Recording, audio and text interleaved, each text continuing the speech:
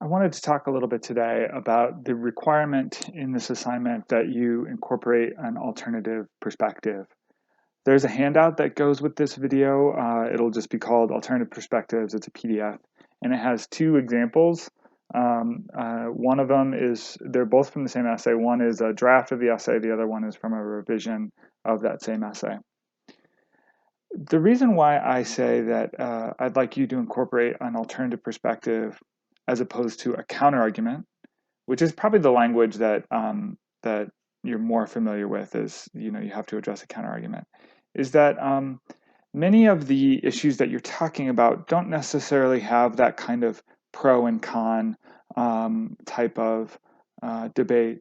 And even if they do, you may find that it's more interesting for you to address someone who isn't 100% completely opposed to your argument, but is maybe just approaching things in a slightly different way. So before we get to the example and the handout, I'll talk a little bit more about that distinction. So for instance, let's say you're talking about whether or not national parks should raise their admissions fees. That's a pretty clear example where you would likely have a sort of traditional counterargument, right? One person is for raising fees, another person is against raising fees. And if that's the case, that's great. Find an argument of somebody who disagrees with your position. Try to find an argument that is credible, compelling, that seems very well put together. Quote that person, address their argument, respond to it, convince us why we should agree with you and not with that person. The stronger their argument is, the more it will push you to develop your own argument and strengthen your own claims. So again, with internet research, right, you can find anyone arguing anything. It's not really that compelling if you just take some sort of random, Twitter comment or clickbait article or a person who's making some outlandish claim, right? And you respond to that. That's not really going to convince anybody. It's not going to really add to your paper.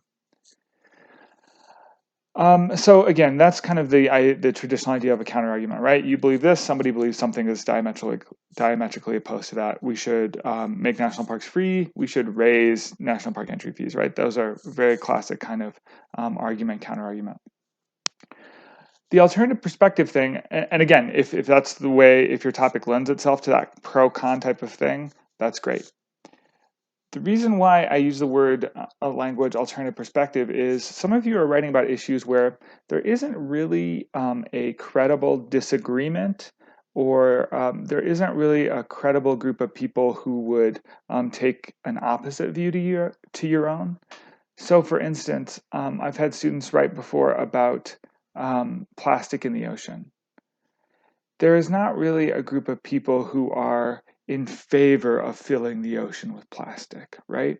And if there were, I would say I would be, I don't know how much it would be worth your time to quote from and respond to those people, right? What kind of argument are you going to have? I think it's good that there's plastic in the ocean. I think it's bad, right? That's not really going to be that interesting or compelling or add to your paper. However, what you will more likely find is that you are concerned about plastic in the ocean, someone else is concerned about plastic in the ocean, but they have an alternative perspective in terms of what should be done. They think that the most effective way to combat plastic in the ocean is to devote a lot of resources to coordinate among several nations and to clean up the plastic in the ocean.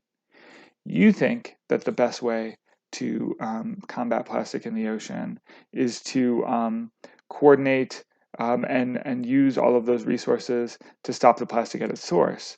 Don't worry about cleanup. Worry about things like banning plastic bags, restricting what can go into landfills, things like that. Maybe there's even another person and you want to incorporate an additional alternative perspective of someone who has a different approach to the topic, right? You're all basically in agreement. You want to get rid of plastic in the ocean, but you have different perspectives in terms of how that should be done. And so that, I think, thinking along those lines gives you a chance to realize that you're not being asked to go out and find someone who is completely opposed to you unless that makes sense for your topic. You may find somebody who agrees with you about many things, but you differ in the details, and that's perfectly suitable and interesting to take on for the purposes of this assignment. So let's look at the handout. Essay 3 Alternative Perspectives, I think, is the title, and it has 2 pages. The one has a 1 on the top, the 2 has a 2 on the top.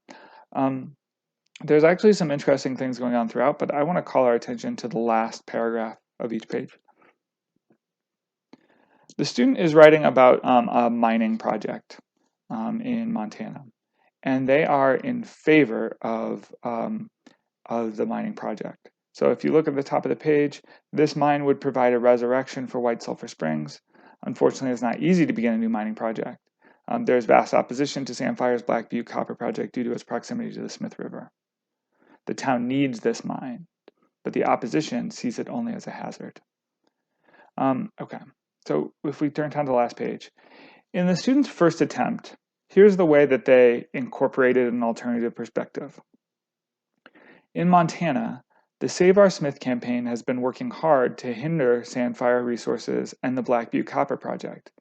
Montanans are people who love nature, and thus a campaign geared towards preserving a large river is sure to gain support. Sandfire, however, is not an outsider in this matter. The Save Our Smith campaign wants everyone to know that Sandfire Resources recently purchased a controlling stake in the proposal, meaning that major decisions will now be made by a board of directors located over 8,000 miles away. Sandfire Resources, however, is run and operated mainly by White Sulphur Springs locals. Okay, so I want to just pause there. If you were to read the rest of the essay, you would see that this is really the only time that the student mentions the opposition to the mining project. Notice, the student doesn't really give the alternative perspective a chance to explain themselves, right? The Save Our Smith campaign, what are they doing? They're working hard to hinder Sandfire Resources. They give one quote, a quote that talks about how this company is run far away from Montana, over 8,000 miles away, and that's it. I wonder if that was that campaign's main point. If the main issue was about the location of where the corporate board was, or if the main issue was about mining near the river, right? Either way, then the student gives that quote and then they immediately dismiss it, right? Notice their last paragraph. Additionally, Sandfire works hand in hand with the community to ensure that everyone is happy.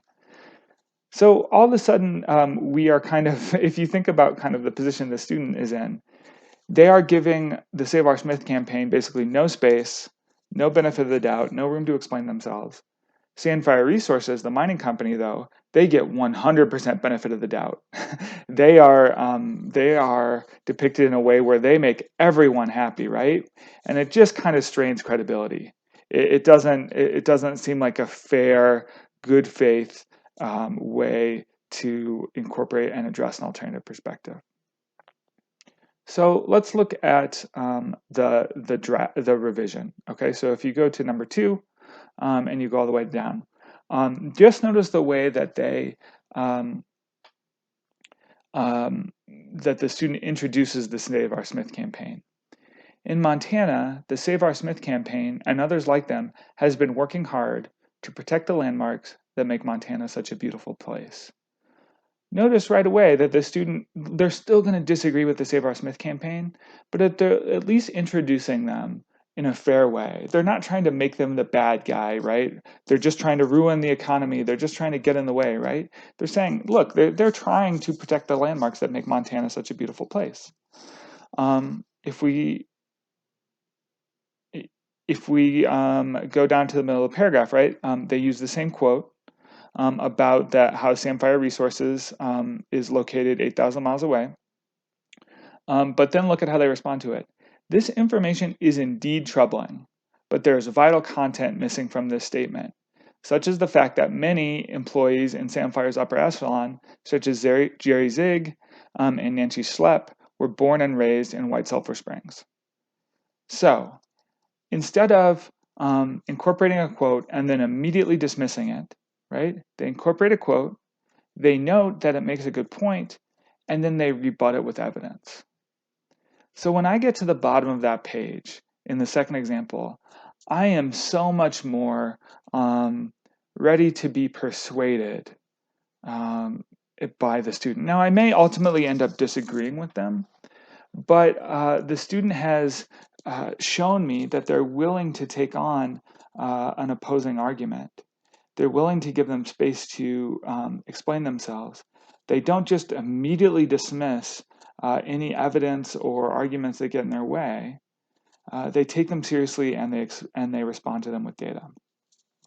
So wherever you are in your draft process, I know a few people have already submitted drafts. That's great.